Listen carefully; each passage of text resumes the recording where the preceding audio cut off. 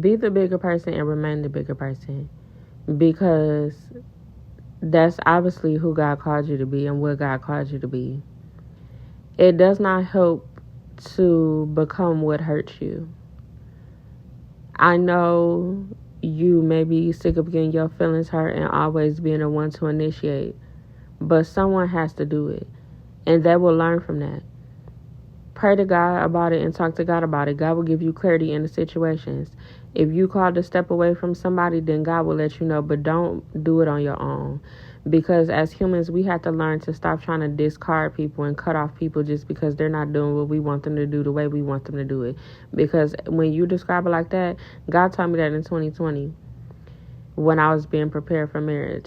God was like, you literally getting mad at him for not doing what you want him to do, when you want him to do it, how you want him to do it. And now looking back, I definitely needed those experiences because I thought that I was ready to be a wife, and I thought that I was like the perfect wife at that time.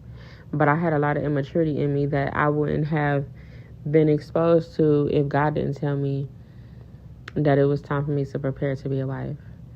So we have to learn how to be more humble, because culture does not appreciate humble people, nor does it teach you to be humble. It teaches you to be arrogant and do what makes you happy. And people don't even know what real happiness is. They don't even have a relationship with the God that created happiness. God knows exactly what's best for us, and it's time for us to start quoting God instead of quoting humans that are hurt, because that's really what the truth is. All of this cut-off mindset is coming from people who are hurt. Yes, God will lead you to cut off people, but God will not keep leading you to be angry at them and look down on them and judge them. God will keep leading you to pray for them. God noticed that they hurt you, but you hurting them too by constantly looking at them as someone who won't change, or not even taking the time to pray about them. And you hurting yourself by carrying along that pain, by not letting it go and not being forgiving.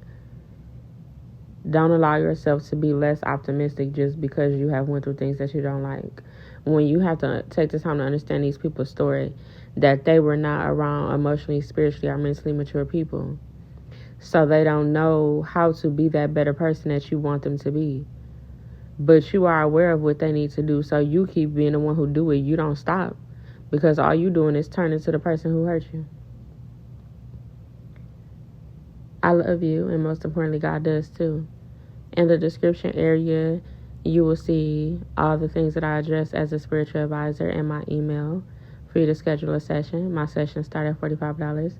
You will also see all the other things that I do, including me being a poet, which ties into my social media sites being listed there, including my poetry YouTube channel. And also in the description area, you will see playlist recommendations from me from my YouTube channel. But there's way more playlists available for you when you click on my channel. I have over 500 videos, and they're all organized very neatly for you. I thank you so much for tithing your time into my ministry via watching, liking, sharing, subscribing, commenting. I thank you to everyone who ties into my ministry via monetary means. And I am so honored that God trusts me with you. I love you. I appreciate you. I respect you. And I'm so grateful that God has a plan for you. Thank you for listening.